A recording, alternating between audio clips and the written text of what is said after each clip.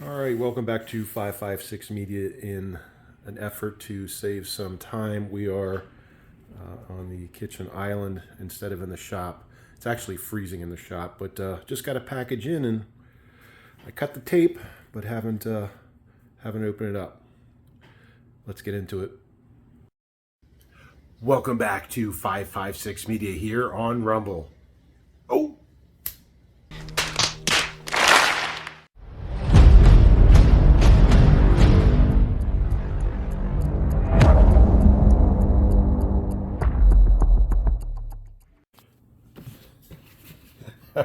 I had to flip it over because the box got stuck.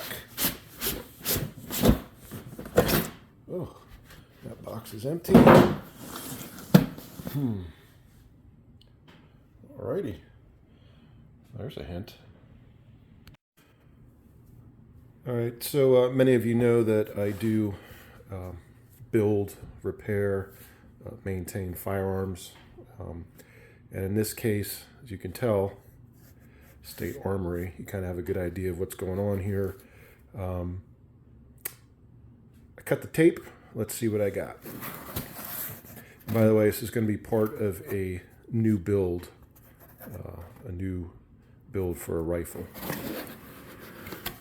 Oh, well packaged. Well packaged. Let's take a look here. Oh, there we go. I'll take it out of the box here in a second. So you see what we got. Got all kinds of goodies here. But right off the bat, you can kind of see it's upside down. I'll take it out. We'll go over it real quick. It's a big box of gun stuff. Gun parts.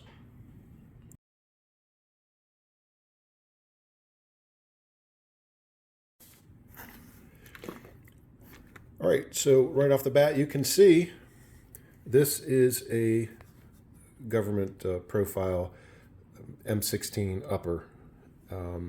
This will not be made into an M16. It'll be made into a semi-automatic AR platform rifle. But this is still the 20-inch government profile M16 series profile upper. See a standard, it's not really a flash hider, flash suppressor. We got an F-marked pinned front sight, gas block with the bayonet lug, the front sling attachment point, your standard dust cover. You can see they have it strapped in with a zip tie to keep the bolt carrier group open, and it is a full auto bolt carrier group. I will pull that out and show you that as well. So right here on the upper receiver, you can see it's stamped with a square, and that is from a company called Brass Aluminum Forging Enterprises. So they actually manufactured this upper receiver for Palmetto State, and Palmetto State uses parts from not just their own manufacturing shop, but others as well, to put together complete guns or lower receivers, upper receivers, things like that. Let's get further into this one. All right, so I pulled out the bolt carrier group, the charging handle. You can see it's kind of like a standard mil-spec type charging handle. Also, you can see this is a full auto bolt carrier group, and you can tell that by the rear of the bolt carrier, as well as some of the serrations on the side. I won't get into too much about it, but I'll just say it is a full auto bolt carrier group that came with this upper receiver. So taking a look at the top of the upper receiver, you can see it's got the Picatinny rails, and that's for mounting optics, your sight.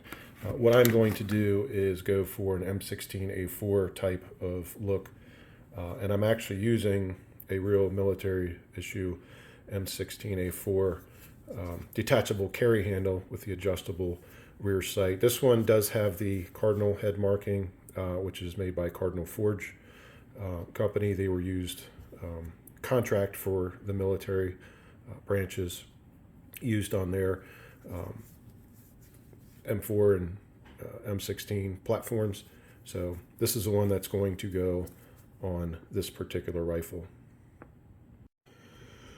All right, real quick, without taking it out of the packaging, your standard buttstock, full-length buttstock, non-adjustable. This will be going on attached to the lower receiver that I choose to use for this build. And you can see it does have the sling attachment on the rear, so you have both a front and rear sling attachment for this rifle. So in this big bag that's in here, what you're going to see right off the bat, all these different colored little Ziploc packages within a larger one. That's what's called a lower parts kit, and this pistol grip is also part of that as well. These are all the little tiny parts and pieces that go into building the lower receiver, the part that actually makes the firearm function, trigger, hammer, things like that. It moves the bolt. When it's fired, the gas goes back and pull the trigger, gun fires again. These are all the little parts and pieces, springs, and like I said, hammer, trigger, things like that. The pistol grip. What's underneath of it's kind of hard to see. This is the receiver extension tube. This is what the buttstock mounts to, screws onto. And you can kind of see there's a spring. That's a recoil spring, and then there's a long, full-length rifle buffer that's included as well. And these will all come together. I just have to pick out the lower receiver I'm going to use to build this.